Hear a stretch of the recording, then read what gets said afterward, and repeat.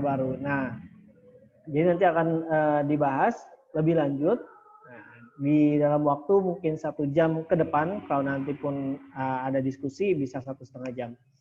Ya, saya sangat semangat sekali sebenarnya ya di sore hari ini. Tapi karena mungkin yang lain lupa ataupun ya ada kendala aktivitas yang lain, jadi belum bisa bergabung dengan kita semua. Tidak masalah. Kita mau langsung mulai atau nunggu yang lain nih? Atau Bapak Ibu semua udah siap atau belum dengan catatannya? Kalau sudah siap, langsung kita mulai aja nih. Gimana ya? Mulai aja nih Kang Sani, takutnya mereka lupa nanti nunggunya kelamaan. Oke. Ya, saya share screen dulu ya, agar nanti paham dengan materi.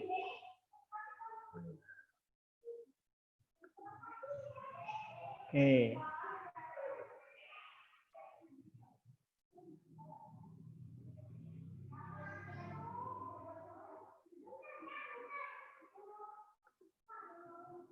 Ya, bismillah. Jadi coaching online copywriting yaitu bagaimana sih menulis yang memikat dan membuat calon pembeli tertarik dengan penawaran kita.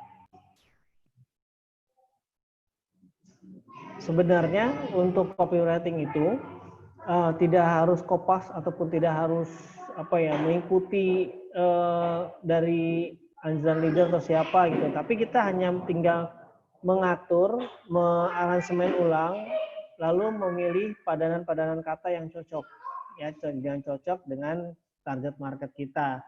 Target market di WhatsApp berarti kan list kontak. Nah, list kontak ini tergantung dengan list kontak yang kita bentuk. List kontak yang kita bentuk itu bisa saja terdiri dari para guru karena kita profesi sebagai guru, ataupun kita list kontaknya adalah ibu rumah tangga karena kita aktif di majelis, mungkin kan banyak ibu-ibu rumah tangga, atau kita sebagai profesi teman-teman seprofesi, misalkan banyak profesi seperti dokter, perawat misalkan. Nah, tentunya akan berbeda lagi nanti membawakan kontennya. Misal ketika nanti seorang dokter, apakah seorang dokter membutuhkan usaha sampingan?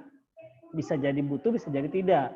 Nah, jadi kan tidak menjadi poin penting. Tapi kalau ibu rumah tangga biasanya menjadi penting ketika punya penghasilan tambahan. Biasanya kalau ibu rumah tangga ya pengen dong punya jajan buat sendiri gitu kan. Nah, itu kan menjadi poin tersendiri, poin keunggulan. Nah, kalau profesi macam dokter, perawat gitu kan bisa jadi nggak perlu tuh usaha sampingan karena mereka khawatir gitu kan pekerjaannya terganggu. Nah, berarti kan berbeda nanti copywriting-nya. Copywriting ataupun kontennya itu berbeda, nggak bisa sama.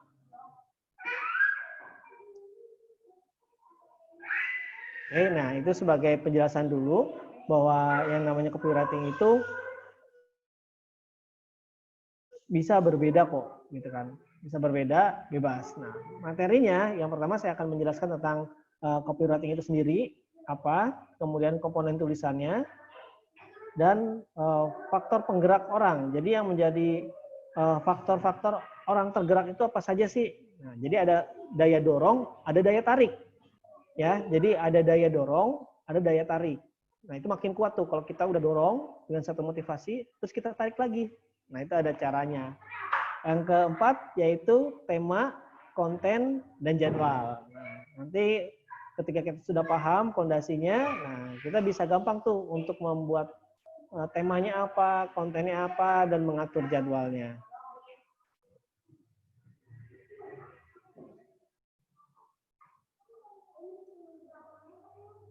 Oke, ya sampai sini ada yang ditanyakan tidak?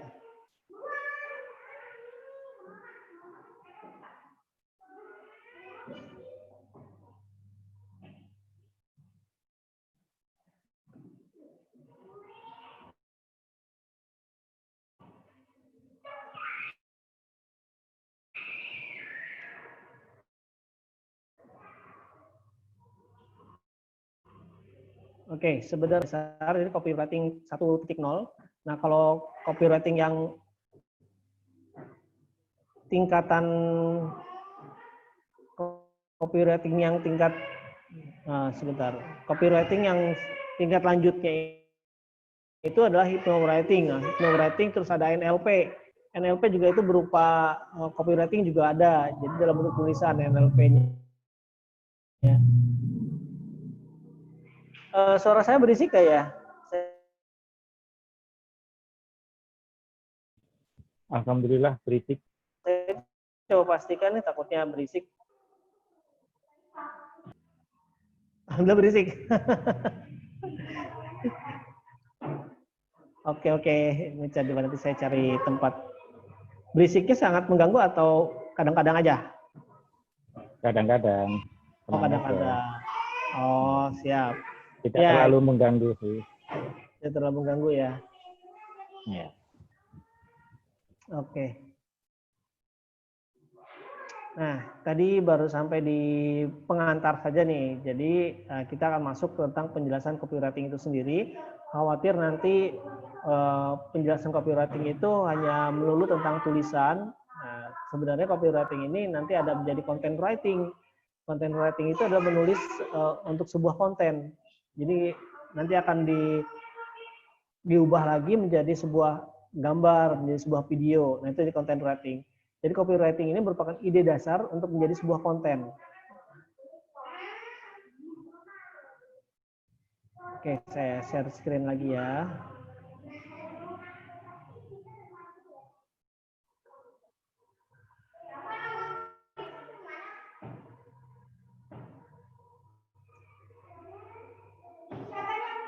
Nah, copywriting ini merupakan proses mengkomunikasikan nilai tambah.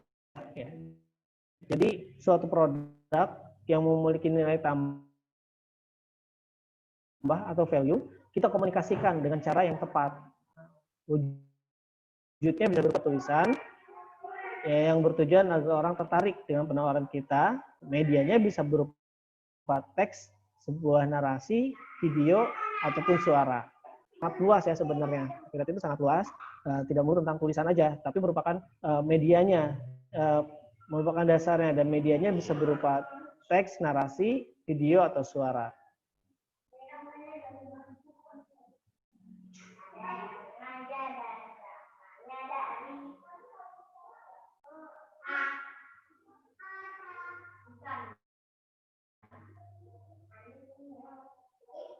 Oke, lanjut. Copywriting itu merupakan aktivitasnya, tapi orangnya sendiri disebut copywriter. Nah, copywriter di saat seperti ini memiliki peluang besar nih. Peluang besarnya kenapa? Jadi untuk copywriter ini sangat dibutuhkan bagi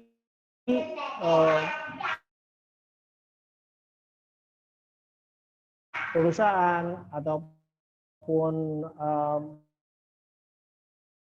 marketer untuk bergerak di digital marketing. Jadi bisa saja kita menjual tulisan kita, konten kita,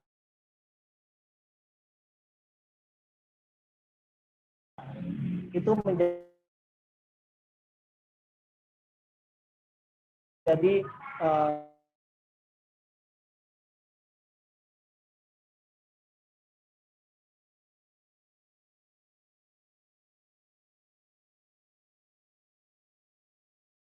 suatu bahan marketing.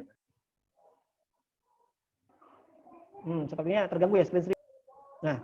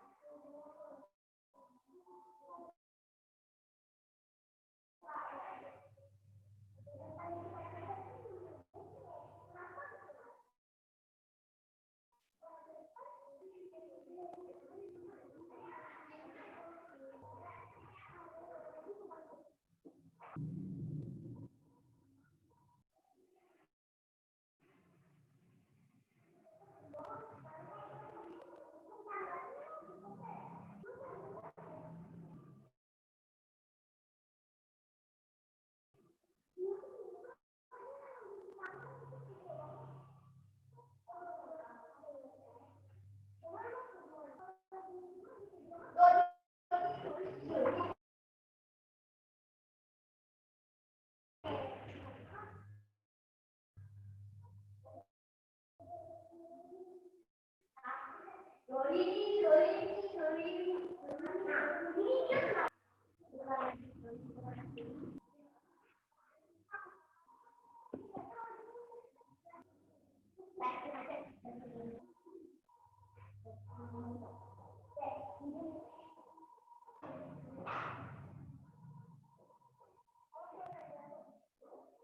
sorry, maaf. Assalamualaikum.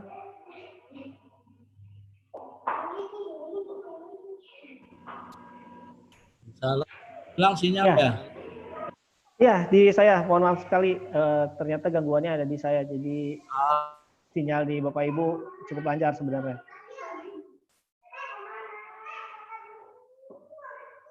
Oke, saya lanjutkan lagi ya. Tadi kita masih membahas di bagian pertama ya.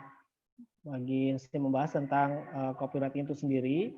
Lalu manfaatnya, manfaat copywriting itu sendiri selain bisa untuk bahan marketing, bisa menjadi bahan konten itu sendiri ya. Jadi menjadi dasar untuk membuat konten berikutnya berupa video ataupun teks.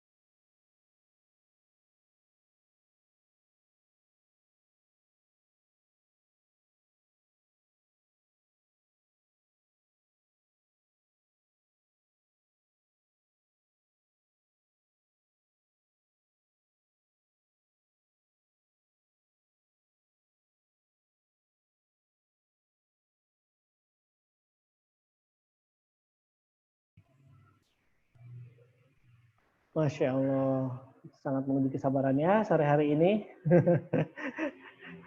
Sekali lagi mohon maaf ya Bapak Ibu, terkendala Ya, sinyalnya di saya. dimaafkan. Terima kasih Pak Bambang. Ya, sama-sama. Yang namanya sinyal kalau gangguan itu sudah di luar kekuasaan kita. Iya, bantu sholawat aja mudah-mudahan tetap lancar nih ya. Ya, amin, amin, amin. Oke, tadi saya terputus di mana ya? Saya nggak sadar tadi penjelasannya tiba-tiba putus aja gitu. Itu Kalau masalah apa dari copywriting kok orangnya jadi writer terus yang apa copywriting jadi konten dan sekitar itu. Oke. Siap. Tadi saya menjelaskan yang terpotong tentang tingkatan copywriting itu sendiri. Jadi ada yang dia belajar secara otodidak pun bisa menjadi copywriting, itu copywriting 1.0. Jadi dia belajar aja tuh secara otodidak. Nah, nanti setelah itu belajar hypnowriting menjadi tulisan yang menghipnotis. Jadi tidak hanya melalui tepuk pundak gitu kan, tepuk pundak terus dikasih sugesti bisa menghipnotis, tapi dari tulisan pun bisa. Nah, nanti tingkatan berikutnya yaitu NLP. Nah, belajar NLP ini udah secara lengkap tuh untuk mensuggest orang, terusnya semuanya gitu kan, dia menguasai mulai dari panggung, dia public speakingnya bagus gitu kan, lalu tulisannya dia bisa membuat NLP. Nah, itu tingkatan teratas. Nah, yang kita akan pelajari hari ini adalah copywriting 1.0 yang bisa dipelajari secara otodidak. Mungkin supaya tidak terjadi banyak gangguan, saya share screen-nya sebagian-sebagian aja kali ya, yang penting-pentingnya saja nanti saya share screen.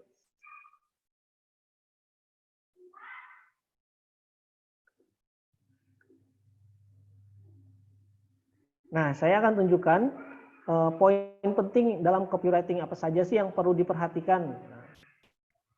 Nah, menurut saya ini penting supaya Bapak Ibu tahu.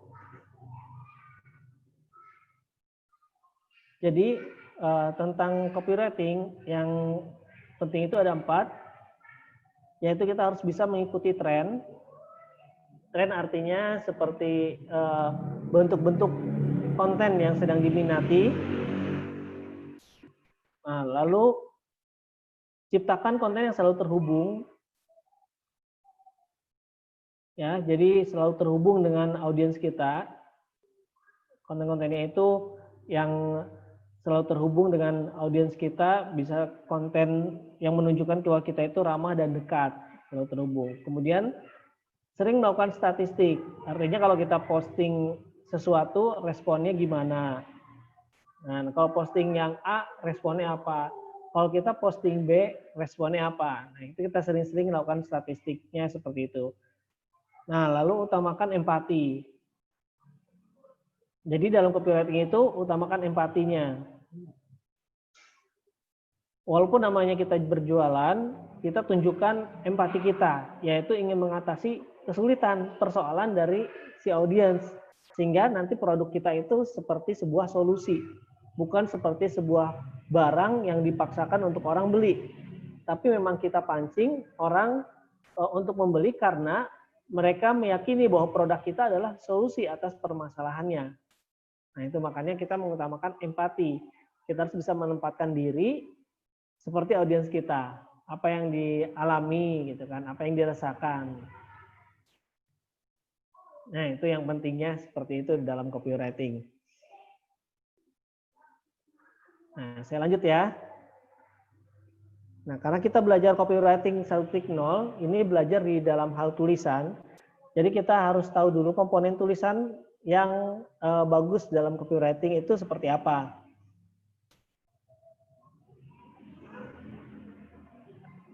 Nah, menurut statistik bahwa orang itu, nah kesini saya ini dulu, bahwa rumus menulis itu terdiri dari 20% logika dan 80% emosi. Nah, ini adalah copywriting yang bagus. Jadi kalau kita bisa menyajikan tulisan yang itu memberikan efek ya atau menimbulkan emosi gitu kan, menimbulkan drama. Emosi ini dalam tanda kutip bukan emosi marah ya. Biasanya kita kan suka menganalogikan dia lagi emosi tuh gitu kan. Maksudnya dia itu lagi marah gitu kan. Nah, ini emosi di sini bukan berarti marah aja, ada sedih, ada senang, ada prihatin. Ya, intinya yang berhubungan dengan kata sifat gitu kan. Itu adalah emosi. Nah, ketika kita menulis, jadi harus ada komponen ini, 20% berupa logika, 80% berupa emosi. Nah, coba nanti bedakan ya. Ini saya kasih contoh.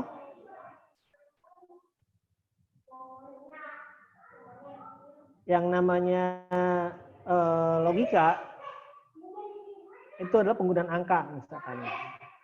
Kalau hanya terlihat angka aja, misalkan 70%, 10%, 20%, 60%, yaitu hanya berupa angka, logis aja kan. Oh ya, segini. Nah, tapi kalau kita tambahkan kalimat penjelasnya yang berupa emosi gitu kan, yang mengangkat kata sifat gitu kan, itu akan berubah menjadi 70% orang sangat puas. Nah, ini saya contohkan, 70% orang sangat puas. Nah, rasanya kan beda kan ketika lihat 70% orang sangat puas. Nah, orang langsung tergugah nih. Wah, emangnya puas karena apa gitu kan? Akan bertanya gitu kan. 10% tidak order. Wah, berarti bagus dong. Semua yang masuk nih order, 90%-nya order gitu. Nah, ini adalah contoh bagaimana menggunakan angka ya, angka agar mendukung dalam konten tulisan kita. Tadi tetap memperhatikan 20% berupa logika, 80% ya berupa emosi. Ya, emosi di sini bukan emosi marah, tapi emosi ya semuanya senang, bahagia, sedih, prihatin. Baper ya? Baper, nah bisa jadi benar baper. Lalu apalagi emosi ya, intinya berhubungan kata sifat aja. Kalau kita banyak menggunakan kata sifat dalam komponen tulisan kita, misal keren, mantap, betul, mantul gitu kan, terus maknyos, itu sangat berefek gitu, impactful, 80% berimpactful. Nah, sehingga kalau konten tulisan kita mau bagus, 80%-nya itu berupa emosi, menjelaskan tentang saya senang sekali dapat menikmati produk ini, memberikan saya semangat luar biasa, setiap hari saya on fire, produk ini harus Anda coba. Karena mengandung 20% kadar nikotin lebih sedikit gitu kan dari yang lain. Nah, itu kan logikanya. Orang perlu ada logikanya juga supaya nanti akan ada alasan supaya masuk ke dalam pikirannya gitu. Nah, makanya tapi hanya 20%. Jangan semuanya berupa memancing logikanya dia. Kalau memancing logikanya itu sudah pasti copywriting itu nggak akan berefek dalam penjualan, ya. Jadi nggak akan berefek. Contoh kita mengkopas isi web dari official. Padahal tujuannya kita ingin membuat tulisan yang menarik gitu kan, yang memancing orang untuk pengen gitu dengan produk kita. Tapi kita kopas tuh yang ada di web. Ya udah itu nggak bakal jadi itu. Karena yang ada di web official biasanya itu berupa penjelasan, pemaparan logika gitu. Nah, jadi dicatat ya untuk yang copywriting itu agar bagus 20% berupa logika, 80% berupa emosi.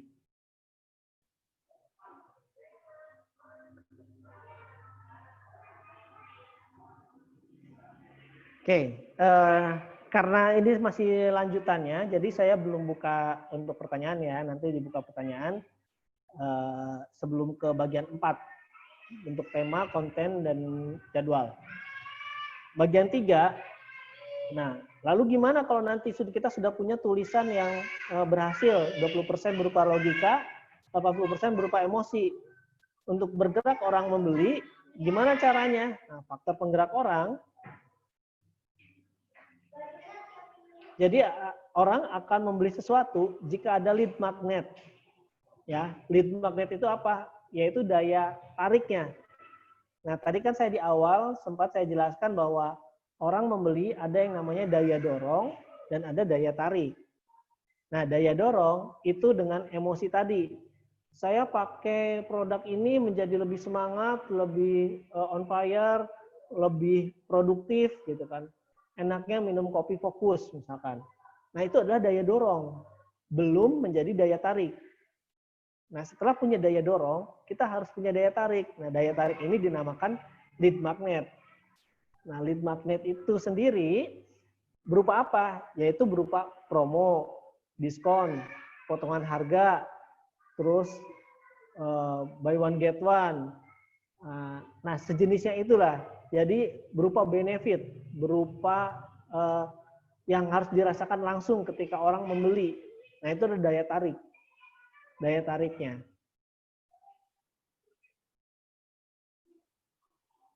Nah, di slide berikutnya, ini saya menggambarkan satu analogi bahwa orang melihat campaign kita itu pertama melihat gambar atau video ya.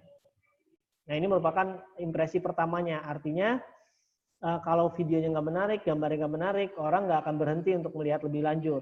Nah, makanya kenapa punya desainer harus bagus kontennya, terutama konten promo. Terus setelah orang tertarik melihat gambar, video, akan membaca caption.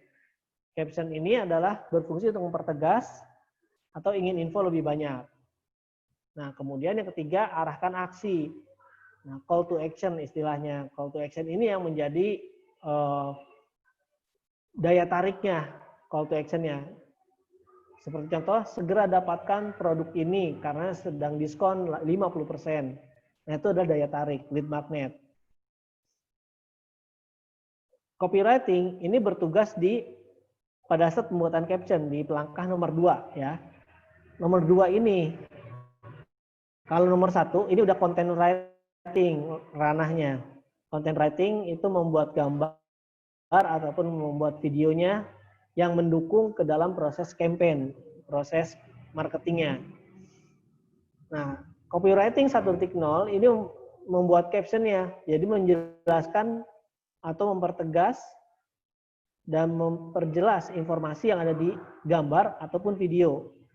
Jadi kalau nanti nge-share di status WhatsApp, makanya saya pernah jelaskan kalau mau nge-share video, terus nge-share gambar, boleh langsung nge-share gambarnya, tapi harus ada prolog. Ada prolog gitu kan, yang menjelaskan. Kenapa harus begitu? Karena orang membaca gambar atau video itu bisa beribu makna. Ya, beribu makna. Nggak bisa langsung paham maksudnya kita. Beribu makna, apalagi kalau yang kontennya soft selling gitu kan, yang nggak bermaksud berjual. Nah, kita harus tegaskan dengan prolog atau caption. Nah, prolog kita antar dengan suatu orang yang biar penasaran deh lihat konten kita. Nah, nanti begitu gambar keluar, baru call to action. Nah, itu nanti akan bahas lagi ya di bab berikutnya tentang tema konten dan jadwal. Nah, yang di sini saya ingin mempertegas posisi copywriting itu sendiri dalam campaign, yaitu membuat caption ini serta mengarahkan aksi. Jadi call to action-nya apa? Ini menentukan sekali ya.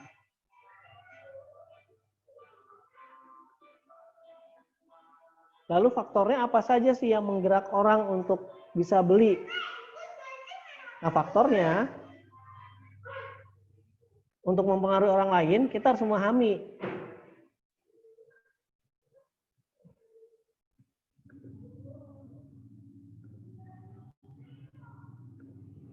Nah, seperti slide-nya ketukar nih. Oke, nah sebelum tadi memahami faktornya, jadi kita harus tahu dulu nih, yang bisa mempengaruhi orang lain, kita harus paham. Jadi kita harus bisa menempatkan diri di audiens kita. Ya, menempatkan diri di audiens kita. Misal kita ingin berbicara atau menargetkan market seorang guru. Nah, kalau begitu, kita harus bisa menempatkan diri kita dulu sebagai seorang guru. Jadi seorang guru itu apa sih yang diinginkan? Nah, terus kebutuhan dasar seorang guru itu apa?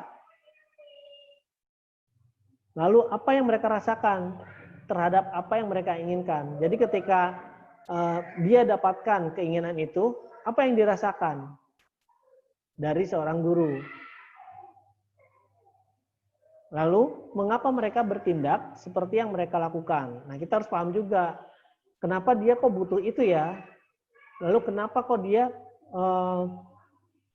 merasakan kebahagiaan banget dapat itu? Padahal buat kita biasa-biasa aja. Misal sebuah sertifikasi, kan kalau guru tuh ada sertifikasi ya kalau nggak salah ya. Nah, terus kenapa mereka pengen banget sertifikasi ya? Lalu begitu dapat sertifikasi kok seneng banget. Nah, lalu apa yang memotivasi dan bagaimana mereka termotivasi? Nah, kita kalau paham dengan 5 hal ini di audiens kita, di target market kita, insya Allah konten copywriting kita akan lebih mengena ke mereka, ke target mereka, ke target market kita, yaitu guru. Guru tadi dalam konteks ini yang saya bahas adalah guru.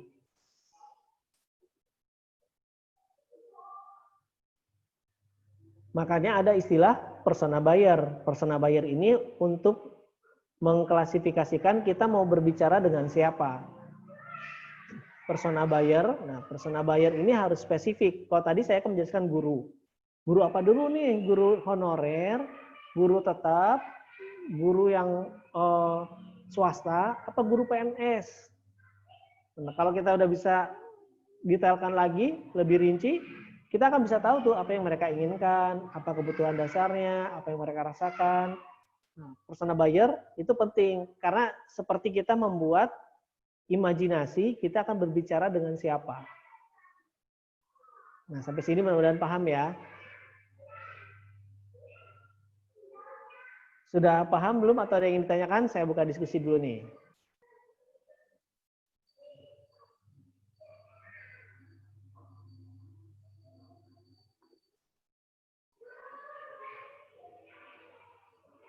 Oke, sebanyak yang sudah baru bergabung, Pak Adeng, Pak Tri, sama Bu Irma. Oke, selamat bergabung ya.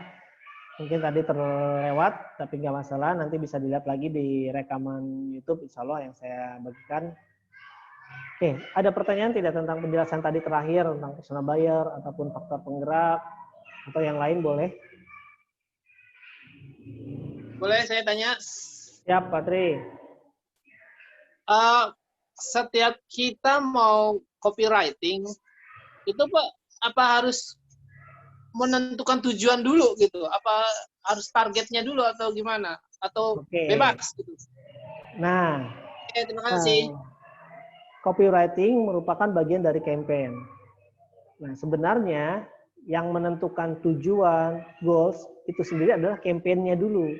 Campaign-nya ini kita mau melakukan apa?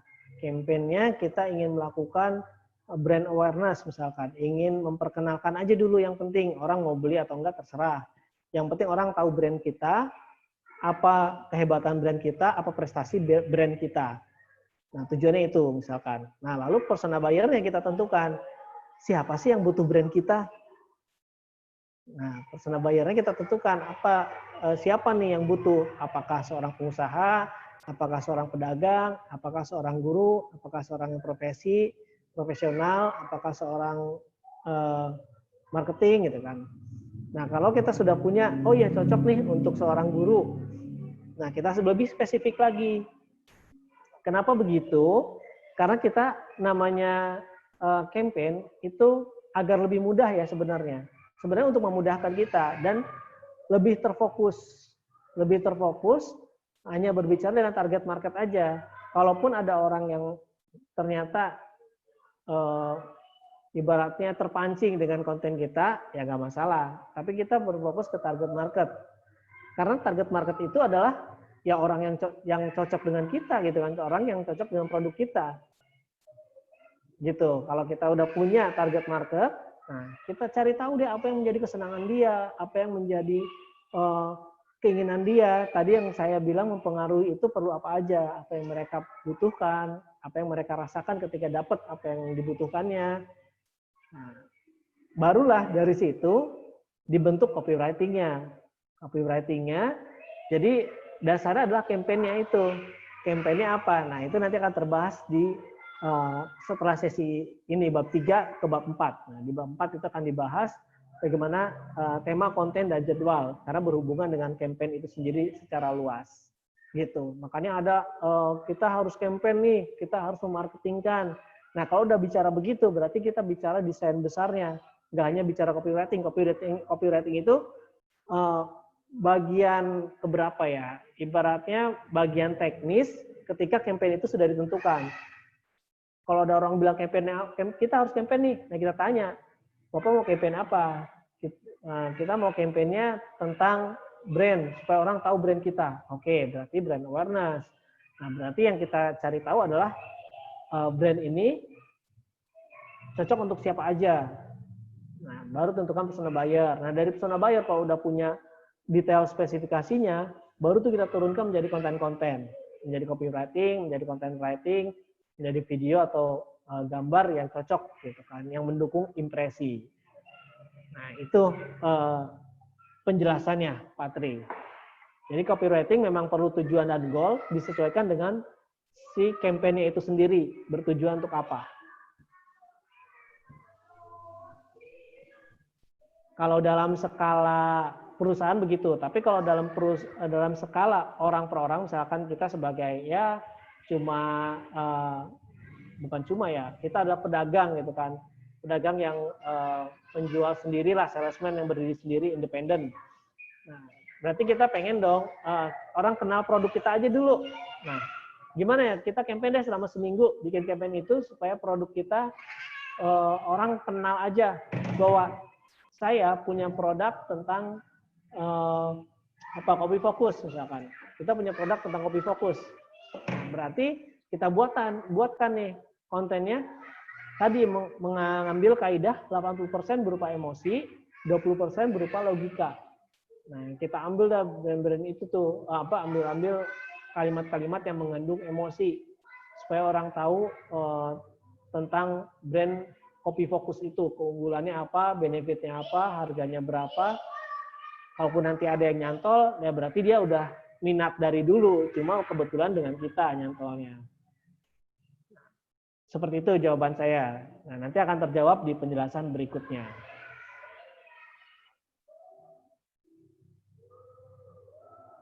Oke, gimana Pak Tri? Apa ada yang ingin ditanyakan lagi? Sejauh ini cukup dulu, Pak. Makasih, Pak. Siap. Ya, Pak Bambang. Cuman ingin tanya untuk campaign itu apakah harus satu produk, apakah bisa sekaligus, dan bagaimana sebenarnya untuk pengaturannya. Jadi nanti waktu kita sudah melangkah ke copywriting itu tinggal menggiring aja gitu. Ada kisi-kisinya gimana untuk mengaturnya mungkin.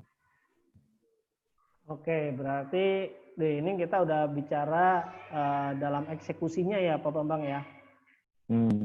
Dalam eksekusi supaya pengaturannya seperti apa, nanti timingnya yang bagus bagaimana gitu ya Pak Bambang ya. Iya. Untuk pengenalan brand dulu, apakah satu produk khusus, satu produk ini selesai langsung ke copywriting, atau itu selesai menggiring kemudian untuk satu produk itu, atau bisa sekaligus berapa produk dalam satu campaign. Oke. Dilanjutkan dengan satu gitu. Ya, nah kalau berarti ini saya harus mencontohkan brand apa yang akan dibawa nih.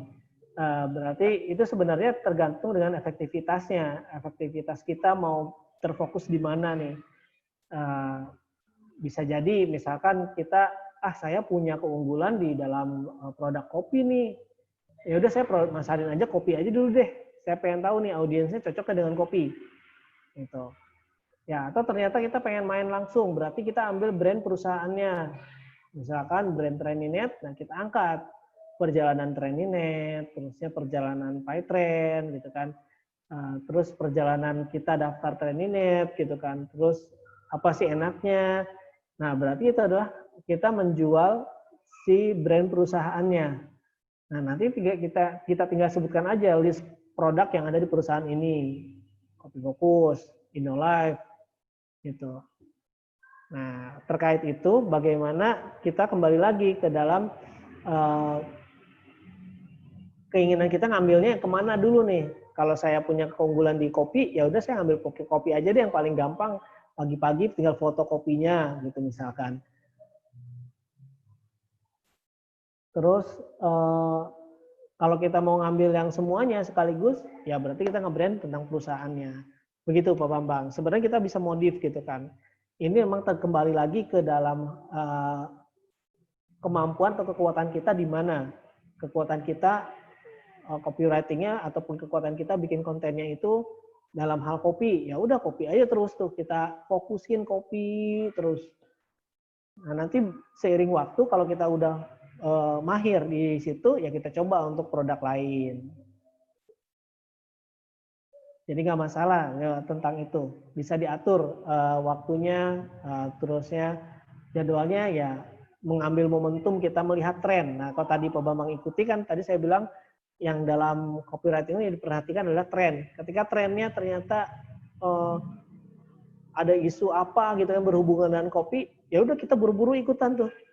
Untuk copywriting-nya tentang Kopi Fokus. Gitu. Jadi kita ngikutin juga tren.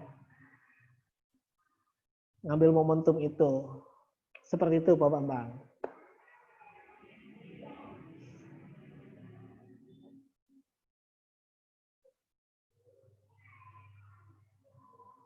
Ribet nggak sebenarnya kalau marketing itu?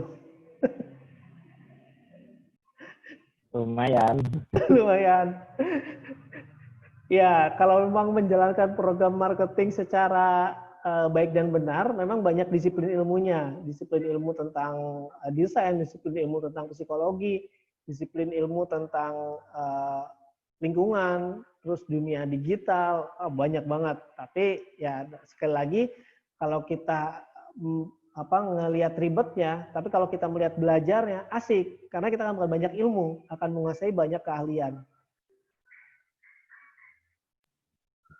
Di sini memang agak sulit bagi kita untuk online ya. Kalau kita secara offline kan bisa melihat bagaimana orang itu ketertarikannya, kita bisa lihat dari body language mereka. Tapi kalau begini kan mungkin mereka ada yang memang benar-benar pengen, ada yang cuma sekedar iseng, ada yang cuma mau ngerjain. Nah itu mungkin kita kurang bisa membaca karena berupa tulisan ataupun telepon gitu. Ya itu yang mungkin agak kurang bisa dibaca. Oke. Ya, nanti seiring waktu kalau kita udah udah terbiasa, itu bisa nanti dapet feel-nya ketika ini mau orang dia cuma nanya-nanya doang nih. Kita bisa membedakan komunikasinya, terusnya ya dari cara ngerespon jawaban kita, itu bisa ngebedain nanti. Itu sebenarnya learning by doing dapatnya. Dapat hal itu learning by doing untuk membedakan mana yang biasa aja, mana yang bertanya-tanya, itu learning by doing.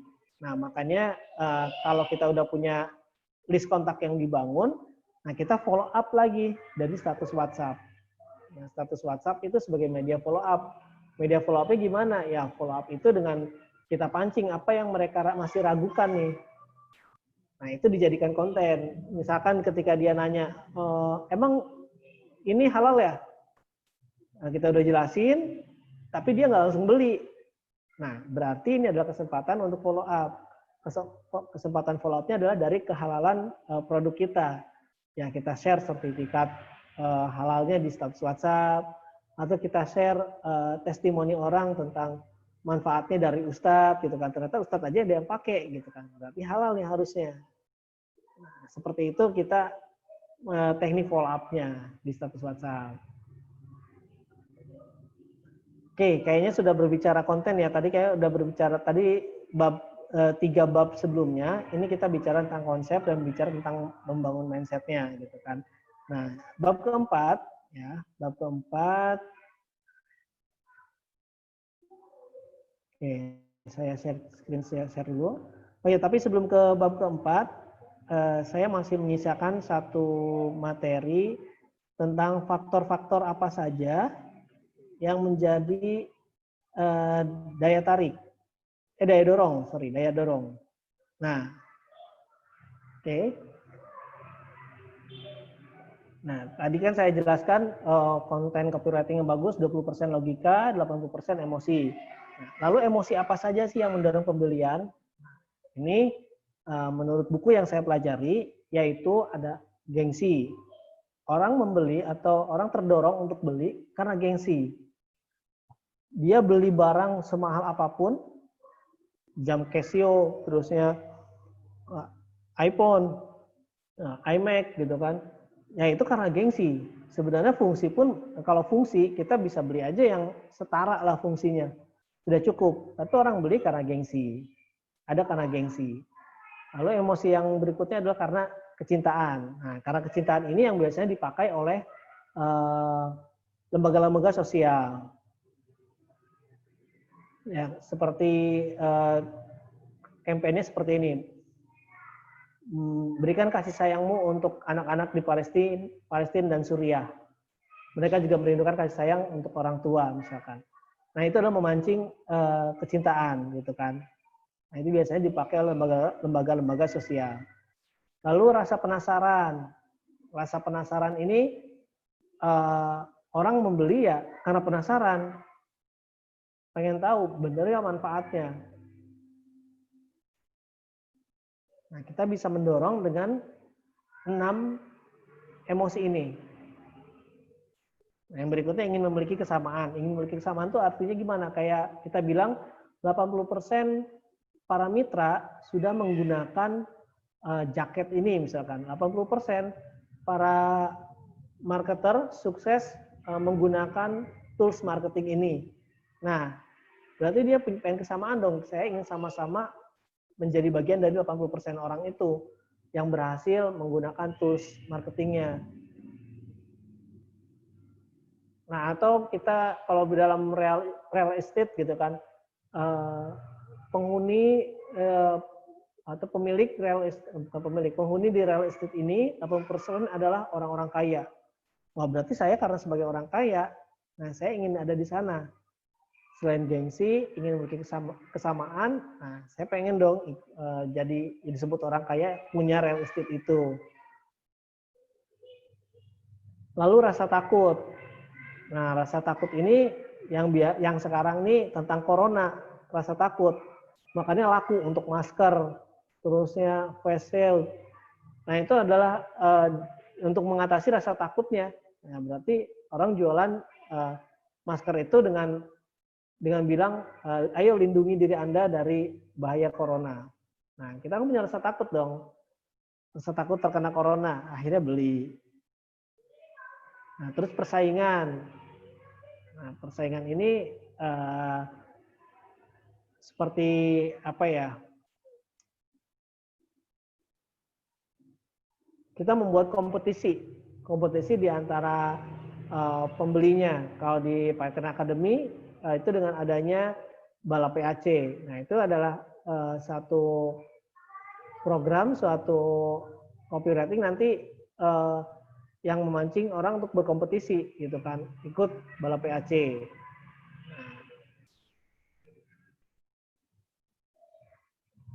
Itu emosi-emosi yang mendorong pembelian. Nah, jadi nanti kita bisa meniru tentang gengsi, love, rasa penasaran, ingin memiliki kesamaan, rasa takut, dan persaingan. Nah, nanti akan ada contoh-contohnya saya share di hari-hari berikutnya ya. Karena kan kita coaching masih lama nih sampai tanggal 2 Juli ya kalau nggak salah ya. 2 Juli apa hari Selasa, Senin ya, saya lupa. Nah, nanti akan saya share contoh-contohnya untuk yang emosi yang mendorong pembelian, tentang gengsi, love, penasaran, ingin berkesamaan. Nah, itu saya contohkan, nanti bisa diimprovisasi ya, sesuai dengan audiensnya masing-masing. Oke, selanjutnya tentang bagian 4. Mengenai tema, konten, dan jadwal.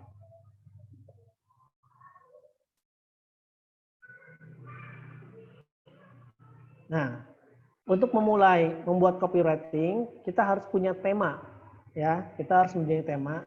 Nah, copywriting itu di mana? Copywriting itu ada di konten ya. Copywriting itu ada di konten. Artinya kalau konten ini nggak bisa berdiri sendiri, dia mengikuti tema juga nanti. Temanya apa nih? Oke, kalau temanya udah ada, baru kontennya dibuat, copywritingnya dibuat. Nah, kalau nanti kontennya udah ada, copywritingnya udah ada, lalu kapan nih kita distribusikan? Nah, jadwal ini yang kita dapatkan nanti dari hasil riset. Jadwal terbaiknya di mana, jadwal terbaiknya melalui apa nih posting medianya. Nah, nanti kita ikutin lah yang waktu dan channel terbaiknya. Nah, pertama saya akan bahas tentang tema dulu. Tema itu ada 3 besar ya, maksudnya ada tema itu memiliki komponen yang besar itu ada 3, yaitu brand awareness, promosi, dan konten conversion, konten untuk konversi.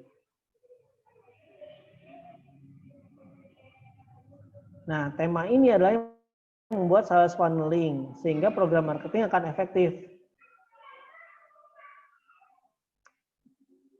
Ya, kita tentukan temanya. Kita temanya mau mana dulu nih. Tapi biasanya agar lebih efektif, kita mulai dari brand awareness dulu. Brand awareness dulu, kita mulai dengan memperkenalkan produk, memperkenalkan brandnya. Memperkenalkan brand, bukan memperkenalkan produk ya. Kalau memperkenalkan produk, itu udah bicara promosi. Tapi kalau berbicara brand, kita belum berbicara tentang produknya. Tapi kita hanya berbicara tentang latar belakang, tentang nilai-nilai dari si brand itu sendiri, brand produknya, perusahaannya. Nah, nanti kalau bicara keunggulan produk, itu bicara promosi. Nah, sebaiknya sih memang tema itu harus berurutan ya, harus brand awareness-nya terbangun dulu, Kalau brand awareness-nya udah terbangun, lalu promosinya, nah promosinya udah terbangun, nah kita langsung conversion. Conversion ini bisa berarti percakapannya atau pada saat konversi pembeliannya. Gitu. Nah, kita bisa menilai efektif program marketing kita, program program penjualan kita. Nah kalau ini semuanya jalan, ini semuanya baik. Brand awareness-nya baik, promosinya bagus, conversion-nya lancar, otomatis hasilnya pun akan dapat banyak. Nah, ini bicara tema. Jadi kalau kita mau bikin copywriting, kita mau bicara apa dulu nih? Kita bicara brand awareness dulu. Kenapa lebih diutamakan mengurut begini? Karena brand awareness itu juga penting buat orang yang belum tahu sama sekali produk kita, gitu kan.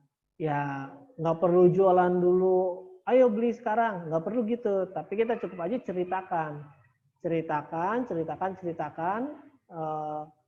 brand, gitu kan, ceritakan perusahaan, latar belakang perusahaannya, siapa pendirinya.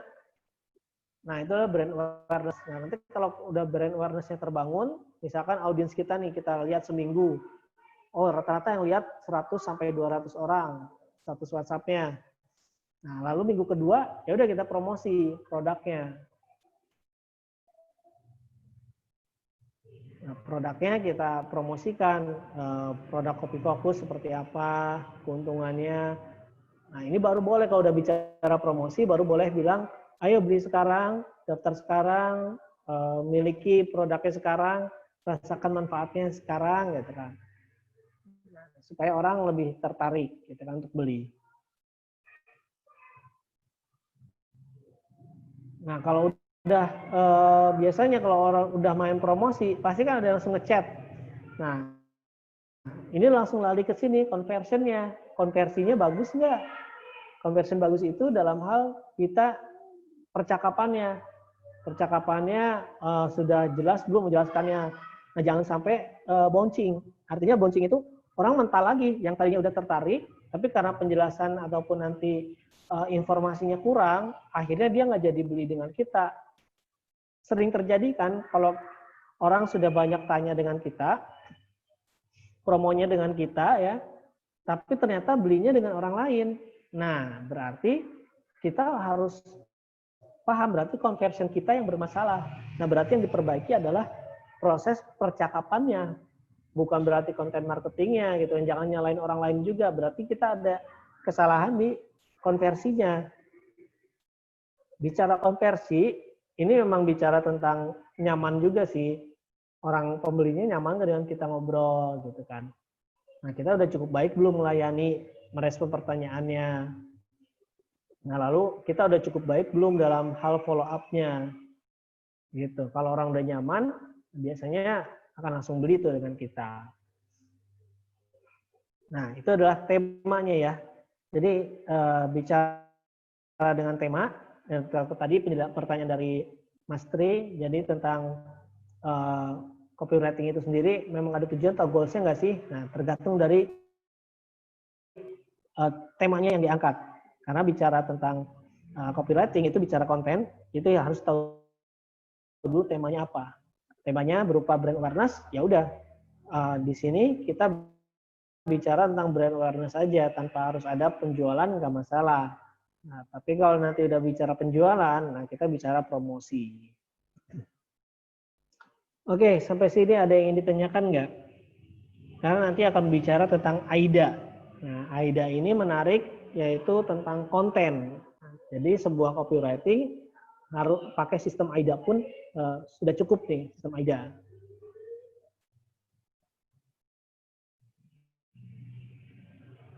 Oke, ada yang ditanyakan lagi?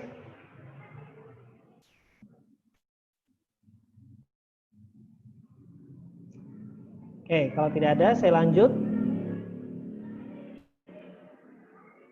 Nah, bicara konten, kalau kita sudah tentukan temanya, kita bicara kontennya nih.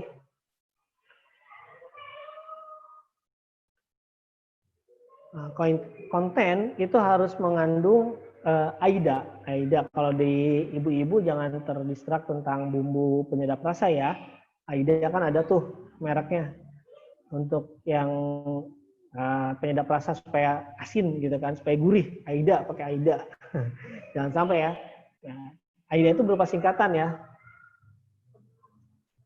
AIDA berupa singkatan dari attention, interest, desire, bukan desire, dan action. Attention itu apa? Ini daya tarik. Nah, attention itu yang menjadi orang mengenal. Attention, mencuri perhatian, ya, mencuri perhatiannya. Nah, berarti tentang first impression ataupun kesan pertama, ya. Kesan pertamanya orang sudah mencuri perhatian calon pembeli kita belum? Nah, kita dalam membuat copywriting juga gitu. Nah, saya kasih bocoran bahwa untuk menarik perhatian itu bisa dengan pertanyaan ya. Jadi pertanyaan gini, pernah nggak berhemat hingga 50.000 dalam sebulan untuk kendaraan Anda? Nah, ini mencuri perhatiannya. Nah, itu udah pakai tanda tanya atau pakai kalimat pertanyaan. Nah, kalimat pertanyaan itu memang cukup efektif untuk menarik perhatian. Ya, tipsnya begitu. Nah, lalu interest. Interest ini ada daya tarik. Apa yang menjadi daya tariknya gitu kan? Menjadi daya tariknya. Lalu desire. Nah, desire ini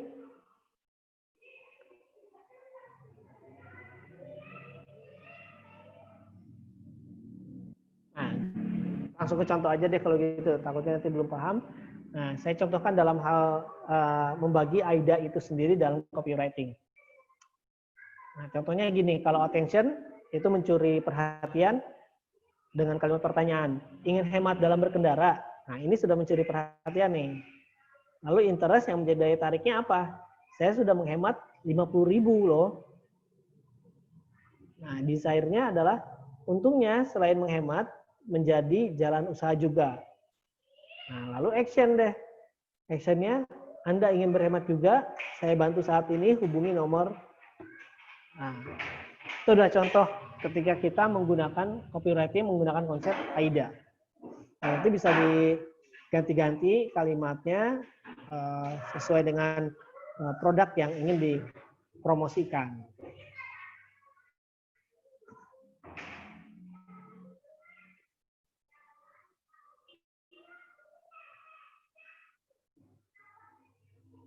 Oke, sampai sini ada yang ingin ditanyakan? Sepertinya untuk materi dari slide sudah selesai. Nah, tadi kita bicara tentang brand awareness, promosi. Nah, kalau conversion, conversion ini yang saya jelaskan di hari kemarin, hari Jumat ya, hari Jumat tentang percakapan, contoh-contoh percakapan. Nah, itu adalah conversionnya. Conversion itu ada yang konversi itu langsung orang beli, misalkan klik tombol ini, mereka langsung diarahkan untuk beli. Atau ada yang conversionnya silakan hubungi nomor ini. Nah, berarti conversionnya nanti di percakapan tuh, kalau kita bisa memberikan kenyamanan dalam percakapan, menjelaskan dengan baik manfaat produknya, nah, nanti bisa berhasil tuh menjadi pembeli kita. Oke, ada yang ditanyakan nggak sampai sini?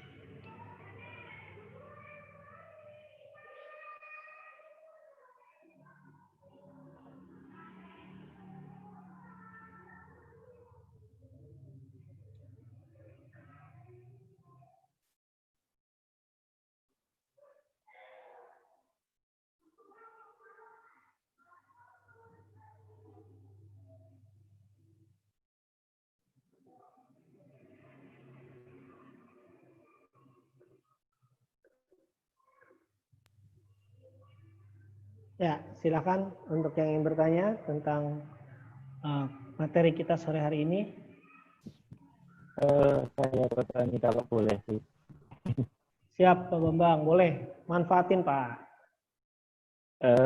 Tadi sudah melangkah belum ya ke penjadwalan Oke. untuk melempar itu Siap. berapa itunya per hari atau per jam atau per gimana dan kapan yang tepat untuk melempar konten Oke. begitu. Ya, benar Pak Bambang, terima kasih sudah mengingatkan. Ya, tentang jadwal nih yang saya belum sempat sampaikan ya, karena jadwal ini saya jelaskan bahwa jadwal ini tiap media akan berbeda-beda hasilnya. Nah, media secara umum itu akan mengambil attention biasanya di pagi hari, siang, dan malam. Nah, kita untuk memulai bisa random, terserah mau kapan aja. Karena nanti kita akan tahu waktu yang terbaik. Nah, kalau mau ikutin langsung yang pakemnya tentang pagi, siang, dan malam, boleh dicoba. Nah, nanti sekali improvisasi di menjelang siang, misalkan di jam 11. Lalu menjelang malam di sore hari, misalkan dicoba. Nah, pertama, kenapa jadwal itu berbeda-beda tiap medianya? Karena kembali lagi, audiens yang kita punya biasanya akan memiliki pola ataupun perilaku yang berbeda-beda. Kalaupun mau dibuat perilakunya sama, ya kita harus bangun dulu nih, kita harus atur supaya orang mau melihat status kita setiap pagi hari. Ada tuh caranya untuk tiap pagi hari orang lihat status kita. Nah, cara narik perhatian penjadwalannya, ini saya share screen ya, saya share screen dulu ya.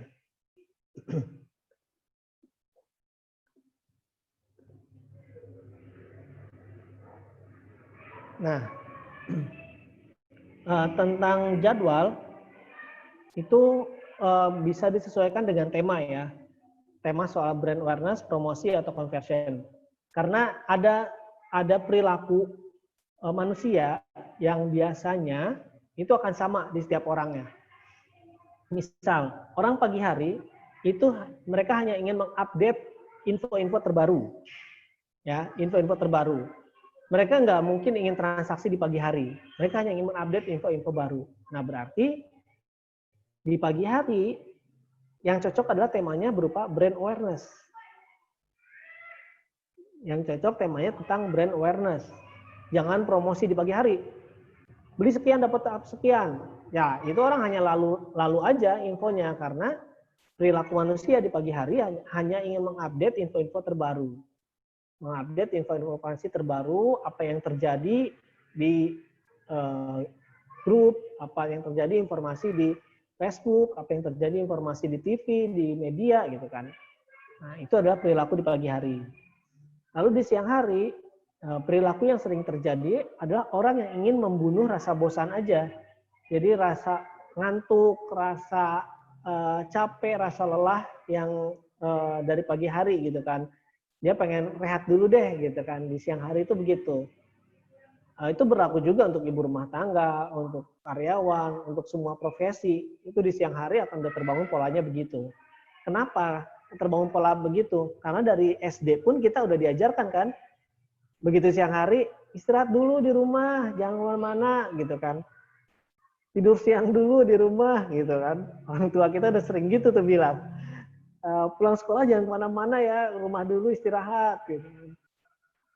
Nah, itu adalah perilaku yang jamak di orang lain. Nah, berarti konten tema yang pas apa di siang hari? Nah, di siang hari ya kita masih bicara tentang brand awareness tapi berupa entertain aja. Materi-materi ringan gitu kan, belum promosi. Nah, lalu ada yang lalu kapan dong kita promosinya gitu kan? Promosi orang beli-beli itu biasanya di waktu yang memang me time. Istilahnya me time itu istilah waktu kita banget lah pokoknya. Yaitu malam di antara jam 6 sampai jam 8. Itu me time. Ada me time-nya memang yang lepas handphone sama sekali, itu dengan keluarga me time-nya. Nah, tergantung lagi nanti audiensnya ya. Jadi kalau pola pembelian ini tergantung audiens. Mereka punya pola pembeliannya itu kapan. Nanti itu bisa dipelajari. Harus ada riset, harus ada statistiknya, harus ada angka yang menjadikan kuat bahwa kita ngambil keputusan, oh ya jadwal kita tentang untuk mengkonversi atau follow up atau menanyakan kembali tentang penawaran kita itu kapan baiknya. Itu di antara sore, malam. Itu jadwalnya, Pak Bambang.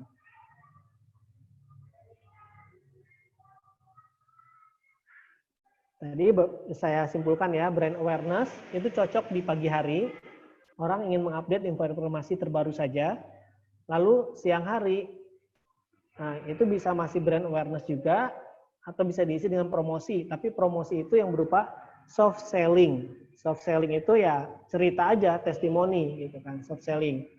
Nah lalu di sore atau malam hari, barulah bilang dapatkan kesempatan, segera dapatkan, segera miliki, ayo beli. Gitu. Nah itu di sore dan malam hari. Nah karena itu waktu-waktu orang yang udah senggang, yang udah bisa leha-leha, yang saya sebut adalah orang memiliki trends. Kalau tadi di grup saya jelaskan tentang trends, di mana orang filter kritisnya, maksudnya filter kritis bukan filter kritis ya, filter kritis dalam pemikiran yang dia ketika ada informasi nggak langsung menolak, itu di malam hari. Biasanya orang akan, karena dalam posisi nyantai, itu posisi orang leha-leha, filter kritisnya itu akan lebih longgar ya, dia tanpa berpikir panjang, dia akan mungkin beli, gitu kan. Nah itu catatan ya. Jadi supaya efektif, bisa dengan memposting sesuai dengan jadwal yang tepat.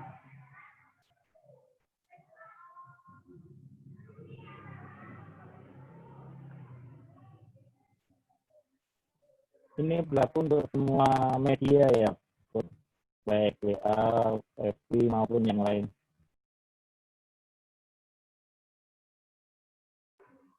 Betul Pak Bambang, bisa untuk semua media. Karena yang saya jelaskan perilaku itu perilaku manusia secara umum.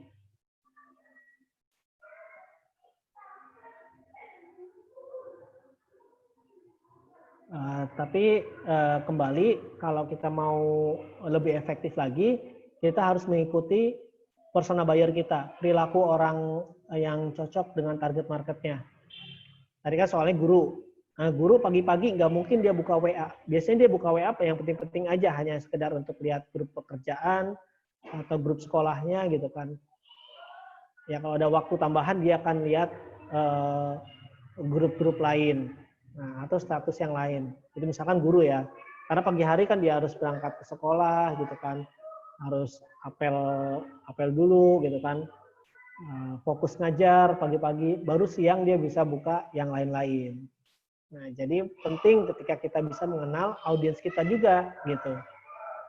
Kalau mau random, ya tadi ngikutin pola mayoritas perilaku manusia.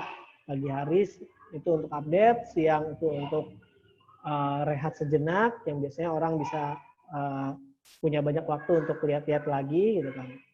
Nah, malam untuk konversinya. Begitu Pak Bambang. Siap. Saling ada keterkaitan semuanya. Jadi memang nggak bisa berdiri sendiri jadwal itu. Nanti ketika udah dicoba, kok saya nggak cocok ya di pagi hari gitu kan. Ya kita sesuaikan. Bisa jadi audiens yang dimiliki oleh Pak Bambang di Facebook, di WA, itu ternyata orang-orang yang sibuknya di pagi hari gitu.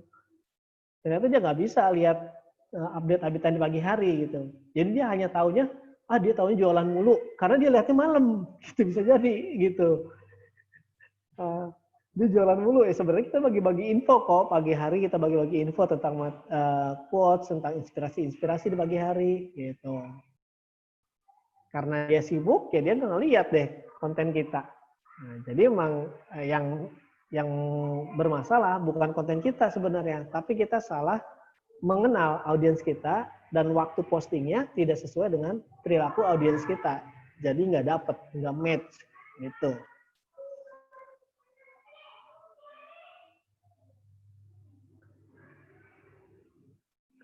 Oke, ada lagi yang ditanyakan? Kita masih ada waktu 15 menit sebelum mendekati waktu maghrib. Terus tentunya dalam masing-masing sosial media punya itu sendiri ya, bahasa ataupun gambar ataupun apa gitu. Kalau di WA itu sebaiknya bentuknya begini, di Instagram begini, Facebook begini gitu kan.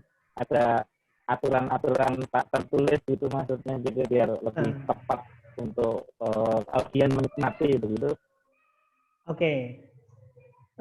Tentang media yang cocok atau konten yang cocok untuk medianya, memang ini terkait dengan platformnya itu sendiri.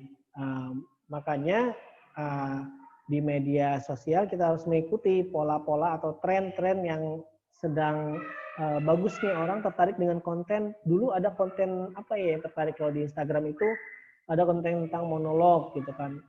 Monolog tuh cerita sendiri aja tuh, bernarasi cerita sendiri tanpa ada pihak kedua gitu, monolog. Nah itu orang seneng gitu kan konten itu menjadi attention, menjadi daya tarik. Nah kalau di WhatsApp, nah bicara status WhatsApp, karakter harus 700 karakter. Jadi kalau saya kadang berikan pembatas supaya orang tahu bahwa di dalam satu posting status itu, ya satu layar postingan itu saya bicara 3 hal. Nah, saya kasih batas-batas tuh biasanya. Nah, atau bicara kalau di WhatsApp itu gambar yang landscape masih bisa masuk, tapi akan lebih kecil kelihatannya gambar landscape. Tapi kalau gambar portrait itu akan lebih terlihat jelas. Gambar portrait bisa di zoom juga. Nah, status WhatsApp sebenarnya yang lebih penting adalah tulisan yang berpengaruh menurut saya.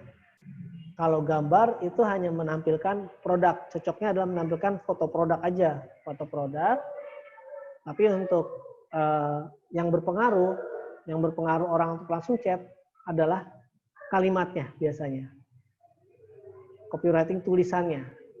Itu karakteristik di WhatsApp.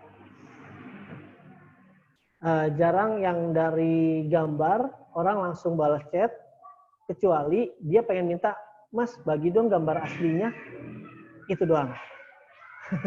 Nggak ada yang langsung ini berapaan ya, nggak ada. Tapi kalau saya bentuknya adalah tulisan, ada yang tuh balas, Mas ini bagus nih, saya mau dong. Itu biasanya ya kalau di status WhatsApp. Yang cocok adalah konten tulisan. Nah, terus lagi di status WhatsApp, gunakan bahasa tulisan itu adalah obrolan yang kita tulis, bukan bahasa tulis yang kita obrolkan. Bukan bahasa tulis yang kita kupas. Jadi bahasa tulisan itu adalah obrolan yang kita tulis. Kita mau ngobrol apa nih ke orangnya. Nah, kita tulislah obrolan itu. Jangan kita kopas berupa tulisan menjadi status WhatsApp. Itu tujuannya ya nggak tahu deh impact-nya kemana.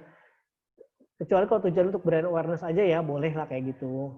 Tapi kalau dalam hal promosi, walaupun dalam hal meningkatkan konversi, itu pakai bahasa tulisan, obrolan yang ditulis.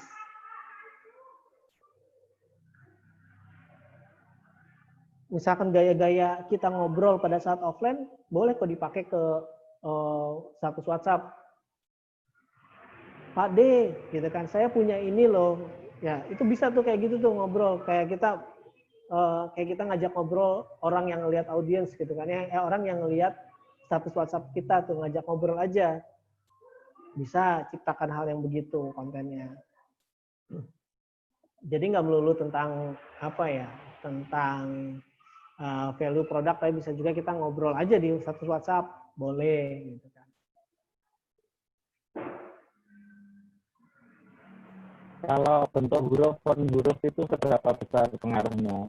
Ada banyak macam-macam itu yang karakter dan sebagainya itu seberapa besar? Mungkin karena ada yang menganggap ini hurufnya alay, ini yang nggak enak dibaca dan sebagainya, itu seberapa besar dan mana yang sebaiknya? Ini terkait tes desain. Kalau udah bicara tes desain ini hanya berdasarkan perasaan orangnya aja. Perasaan orangnya aja. Bisa satu font ini rasanya buat saya sih normal-normal aja, tapi orang lain menganggap alay gitu kan, lebay gitu kan. Ya, itu adalah masalah tes. Tapi yang kita gunakan itu berdasarkan fungsi. Berdasarkan fungsi. Jadi fungsinya adalah apakah cukup jelas enggak ya pakai font ini? Apakah cukup menyita perhatian orang nggak ya dengan font ini? Apakah nanti dengan font ini orang-orang yang punya mata minus masih bisa baca nggak ya? Nah, paling kita berdasarkan fungsinya aja, manfaatnya gimana. Nah, kita pakai font ini manfaatnya untuk orang ya lebih tertarik gitu kan. Ya nggak masalah, dipakai aja. Jadi kita abaikan yang bilang lebay gitu kan. Nah, jadi kembali lagi kalau font ini berdasarkan fungsi untuk memperjelas aja, membedakan, ya membedakan.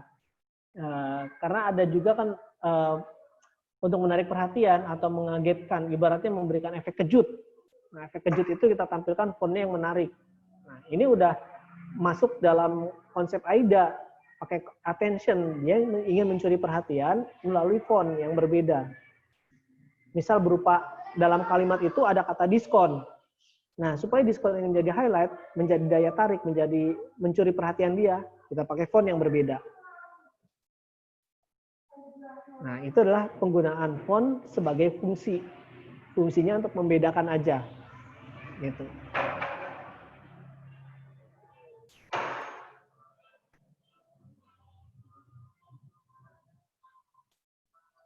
Oke, saya ingin mengucapkan selamat datang ke Mas Barjono yang baru bergabung nih. Mas Barjono nanti rekamannya bisa dilihat di YouTube ya. Link YouTube kan saya kasih di grup. Ya, link YouTube-nya private kok. Oke, ada lagi pertanyaannya?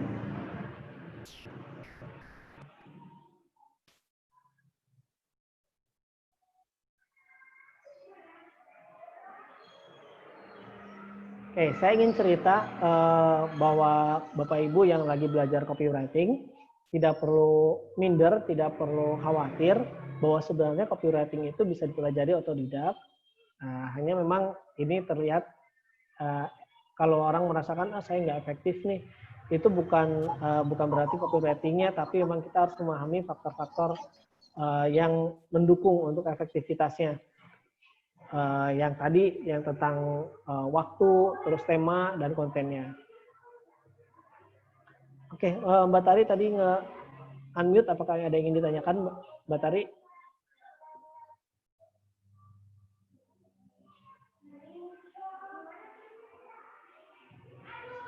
Oke. Nah, saya lanjutkan ya. Jadi pembelajaran copywriting ini saya dalami selama mungkin kurang lebih 1 tahun kali ya, 1 tahun. Yang pada awalnya nggak cukup tertarik, nggak cukup bisa, tapi setelah mempelajari, oh ternyata memang faktor-faktor tadi itu berpengaruh tentang faktor tema, konten, dan waktu posting. Itu berpengaruh banget terhadap efektivitas. Maksudnya efektivitas itu terhadap penjualan, berpengaruh gitu.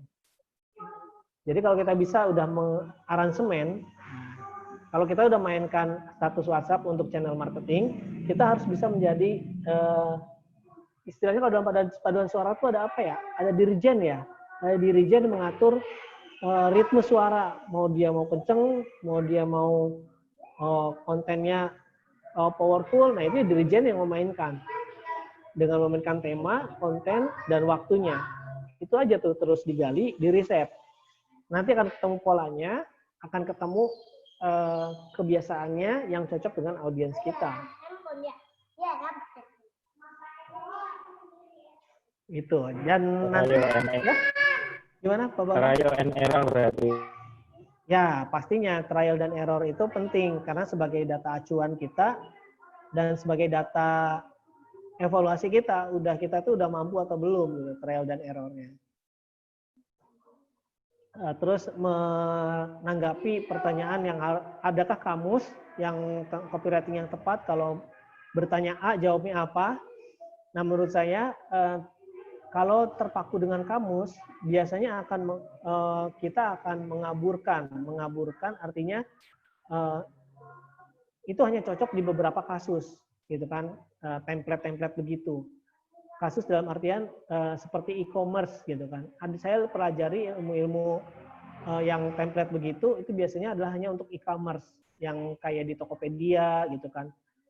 Terus ya hanya produk-produk UMKM. Nah, tapi kalau kita ingin berbicara marketing secara luas, yang artinya kita menguasai konsep, menguasai mindset-nya. Nah, itu baru bisa diduplikasikan kemanapun. Duplikasi ke area manapun, mau ke yang lebih besar atau mau skala kecil, itu bisa dipakai. Kalau kita udah ngebentuk mindset dan pemahamannya dengan benar. Kamus untuk copywriting itu ada, saya pelajari bukunya Pak Darmawan Aji. Pak Darmawan Aji berbicara tentang hypnowriting, tulisan yang menghipnotis. Di situ dijelaskan berbagai macam kalimat mencontoh tentang copywriting yang powerful. Nah, tinggal diganti, diimprove aja. Lalu kalau mau yang tarafnya e-commerce, ya yang pelajari buku Dewa Eka Prayoga. Itu bagus. Yang skalanya e-commerce atau UMKM, Dewa Eka Prayoga. Nah, tapi saya lebih cenderung ini dalam materi kita memberikan pemahaman tentang mindset, lalu dengan apa sih faktor-faktor yang berpengaruh supaya nanti ketika menerapkan gak kaget dan gak menyerah gitu kan. Ya memang kita harus mainkan aransemen di tema, konten, dan jadwalnya.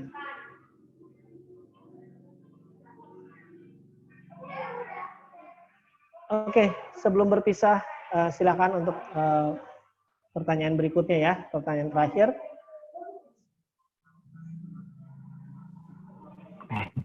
Silakan Pak Bambang, nggak masalah. Ini yang banyak tanya justru yang tipe bagus untuk nanti memanfaatkan pendaftaran, nggak sayang. Amin.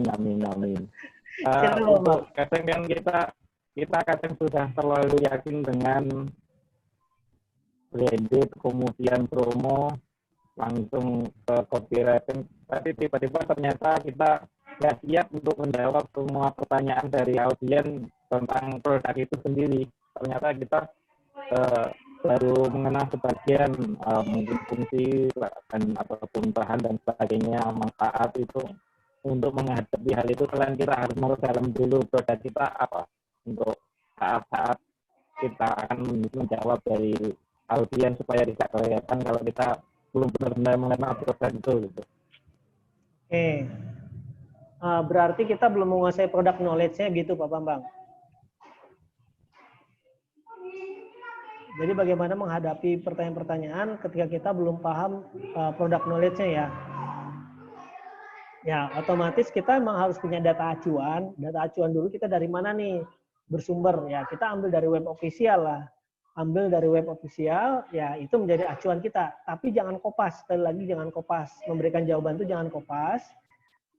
Supaya nanti orang menanggapnya nggak seperti berbicara dengan robot, tapi dia berbicara dengan manusia gitu. Karena itu penting di dalam conversion, percakapan, namanya juga percakapan. Orang nggak senang kalau berbicara dengan robot. Seperti kita chat aja di chatbotnya COVID. Saya rasa semua udah coba lah chatnya COVID. Ya itu hanya sebatas tahu aja. Oh segini ya, ya udah. Tapi kalau kita punya tujuan orang beli, ya kita harus berbicara seperti manusia dengan manusia. Nah, data acuan web official dipakai itu hanya untuk mengambil contoh-contoh kalimat ataupun pernyataan ataupun apa ya, potongan-potongan kalimat yang bisa kita tanggung jawabkan. Jadi misalkan kita bilang khasiatnya benar kok ini bisa menyembuhkan diabetes karena mengandung bla bla bla bla. Nah, emang dari mana Mas datanya? Ya ini dari web official gitu. Itu aja sih. Jadi kita memang harus punya keahlian keahlian mengutip ya. Jadi kalau kita nggak tahu jawabannya apa, kita harus punya keahlian mengutip. Kita ambil dari, sekarang kan informasi gampang ya, dari googling gitu kan. Kita ambillah dari googling itu aja gitu kan. Kalau kita udah punya produk, ya web official kita ambil jawabannya.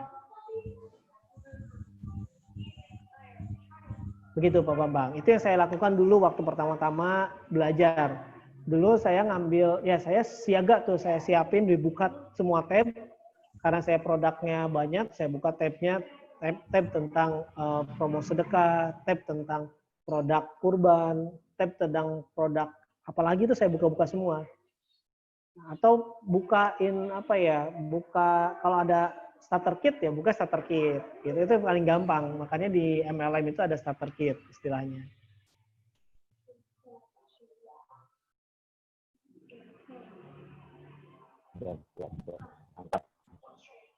Begitu ya.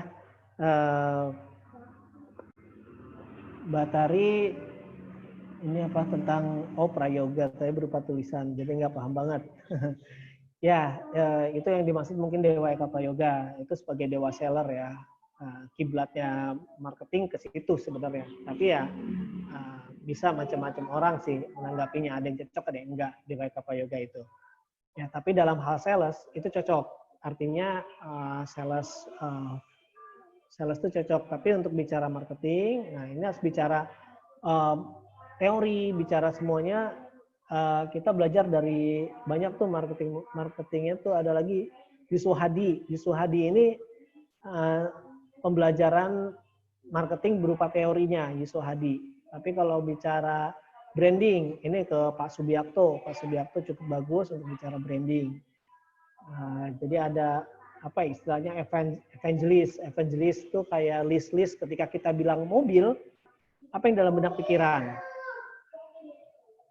Pasti akan ada brand-brand yang muncul, Toyota, sedan, Kijang, gitu kan.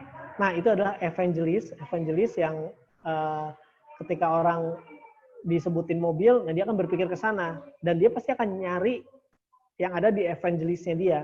Nah, brand kita kalau bisa masuk ke evangelis seseorang, jadi ada di daftar list. Ketika disebut produk kesehatan, sampai munculnya InnoLife, berarti itu bagus. Tapi kalau ternyata belum muncul itu, masih muncul, kalau bicara kesehatan munculnya dokter, nah berarti kita harus ubah tuh edukasi. Edukasinya berupa macam-macam lah caranya. Nah itu adalah filter kritisnya yang saya sebut filter kritis. Ketika kita disebut informasi, nah ada filter kritis yang orang akan menganalisa, membandingkan, dan dia akan menilai informasi kita valid atau enggak, dan bagus atau enggak dari situ, dari filter kritisnya. Kalau kita bisa, nah ini udah bicara hypnowriting ya, hypnowriting. Jadi udah bicara hypnowriting, itu kita harus bisa masuk ke alam bawah sadar. Perkataan-perkataan kita masuk ke alam bawah sadar. Sebenarnya bisa sih dipakai oleh kita dengan caranya storytelling. Storytelling menceritakan pengalaman yang pernah dialami sesuai dengan persona buyer kita. Yang paling gampang itu misal ya bicara tentang kesehatan aja InnoLife. Nah, kita ceritakan aja bahwa alhamdulillah enaknya kalau pakai alhamdulillah saya kalau lagi sakit, saya selalu nggak pernah sulit untuk mencari obat. Yang biasanya orang datang ke dokter, tapi saya lebih pilih di rumah aja. Mau tahu obatnya saya apa? Lalu dia kasih foto InnoLife. Itu adalah masuk dia tuh ke alam bawah sadar dia. Karena alam bawah sadar kita, banyak orang kalau sakit, ya berobat ke dokter. Nah, tapi kalau kita bisa masuk gitu kan ke alam bawah sadarnya, ya kita dengan storytelling, kita ceritakan pengalaman kita sesuai dengan alam bawah sadar dia. Nah, otomatis dia akan langsung filter kritis dia akan dipangkas tuh. filter kritis, filter yang menolak informasi itu akan dipangkas. Jadi dia akan langsung masuk, oh InnoLife juga bagus ya untuk obat selain ke dokter. Dia akan masuk tuh menerima informasi itu. Nah kalau udah menerima informasi itu, kita tinggal masukin informasi berikutnya berupa promo. Bilang buat Anda yang tertarik dengan InnoLife, beli sekarang bisa dapat 2. Nah, itu adalah informasi berikutnya yang mensuggest, yang menjadi daya tarik, lead magnet untuk orang langsung pengen beli. Nah, itu tekniknya tuh, itu udah bicara tekniknya. Nah, itulah teknik dalam copywriting yang tadi nanti saya bagikan slide-nya ya ke grup, slide tentang contoh supaya bisa dilihat, contoh tentang AIDA, konsep AIDA, attention, interest, desire, dan action. Nah, nanti bisa dipelajari, bisa diubah-ubah, atau bisa googling lagi ya, karena saya tidak dapat pungkiri bahwa materi yang saya berikan ini tidak langsung mencakup semuanya, karena materi yang saya sampaikan ini berupa disiplin ilmu yang saya ambil dari beberapa teori, mulai teori psikologis orang, teori penulisan, banyaklah ya. Mudah-mudahan sesi kali ini bermanfaat dan bisa menjadi bahan ajar, bahan daya dorong lagi untuk belajar lebih lanjut. Karena yang namanya seorang marketing itu adalah orang yang selalu senang belajar. Kalau dia nggak belajar, dia pasti akan ketinggalan tren. Ya, akan ketinggalan tren. Bagaimana cara marketing di COVID-19 gitu, di social distancing ini, kalau dia nggak belajar, ya dia akan ketinggalan dengan yang lain. Nah, makanya sebagai kalimat penutup untuk memotivasi Bapak Ibu semua yang hadir sekarang, bahwa Bapak Ibu semuanya pasti bisa berkembang dengan atau tanpa bantuan siapapun. Teruslah belajar dan lakukan. Just do it. Ya, apa yang diketahui lakukan saja. Nanti akan ada guidance atau petunjuk-petunjuk yang memberikan kita akan sampai ke dalam satu posisi, kita akan sampai ke dalam posisi yang kita inginkan. Nah, mudah-mudahan bermanfaat ya. Ilmu yang saya berikan bisa dilakukan, bisa diterapkan ya, dan bisa menjadi pemicu untuk belajar lebih lanjut. Ya, dan nah besok pagi kalau yang ingin mencoba bikin gitu kan, bikin status boleh nanti kasih tahu ke saya, nanti biar saya cek statusnya ya. Supaya nanti bisa sambil lihat, karena kan sekarang nih malam hari ya ibaratnya kalau tadi udah keburu posting, ya kita mulai dari besok pagi, mulai tadi dengan aransemen tema, konten, dan jadwalnya diperhatikan. Kalau pagi hari berbicara tentang apa, siang berbicara tentang apa, malam bicara tentang apa, nah nanti saya perhatikan. Untuk nanti bisa sama-sama belajar ya. Saya belajar dan Bapak juga bisa belajar untuk lebih baik lagi. Oke Bapak Ibu, terima kasih atas kebersamaannya selama 1,5 jam ini. Mudah-mudahan bermanfaat, dan apabila ada kata yang kurang berkenan, mohon maaf sekali lagi. Lalu untuk PAC yang pekan ini nanti bisa diklaim kepada Dan ya, apabila belum, supaya nanti PAC pekan ini nggak tertinggal 30 PAC di minggu ketiga ya. Minggu ketiga. Tetap harus penting dong saya infokan, karena sebagai benefit. Ya, itu saja yang bisa saya sampaikan. Ketemu lagi di grup WhatsApp. Terima kasih kebersamaannya. Wassalamualaikum warahmatullahi wabarakatuh. Waalaikumsalam warahmatullahi wabarakatuh. Assalamualaikum warahmatullahi wabarakatuh. Terima kasih Kang Sani ilmunya. Sama-sama. Ya, sama-sama Pak. Terima kasih Kang Sandi. Assalamualaikum. Sama-sama. Waalaikumsalam.